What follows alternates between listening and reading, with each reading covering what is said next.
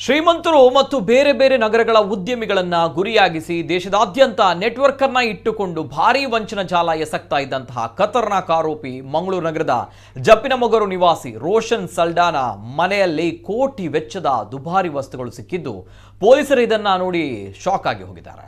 ಆರೋಪಿಯ ಮನೆಯಲ್ಲಿ ಅಕ್ರಮವಾಗಿ ಸಂಗ್ರಹಿಸಿಟ್ಟಿದ್ದ 6,72,947 ಮೌಲ್ಯದ ದೇಶಿ ಮತ್ತು ವಿದೇಶಿ ಮದ್ಯ ದೊರೆತಿದೆ. ಹಾಗೂ ವಿವಿಧ ಬಗೆಯ ದಾಖಲಾತಿಗಳನ್ನು, ಖಾಲಿ ಚೆಕ್ಗಳನ್ನು ಹಾಗೂ ಸುಮಾರು 667 ಗ್ರಾಂ ಚಿನ್ನಾಭರಣಗಳು ಮತ್ತು 2.75 ಕೋಟಿ ಮೌಲ್ಯದ ವಜ್ರದ ಉಂಗುರವನ್ನು ವಶಪಡಿಸಿಕೊಳ್ಳಲಾಗಿದೆ. ಈತನ ವಿರುದ್ಧ ಚಿತ್ರದುರ್ಗ, ಮುಂಬೈ ಸೇರಿ ವಿವಿಧೆಡೆ ವಂಚನೆ ಪ್ರಕರಣಗಳು ದಾಖಲಾಗಿವೆ.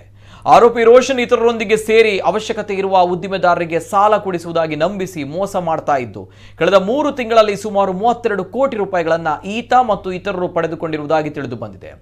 ಆರೋಪಿಯನ್ನ ಇಂದು ನ್ಯಾಯಾಲಯದ ಮುಂದೆ ಹಾಜರುಪಡಿಸಲಾಗಿದೆ.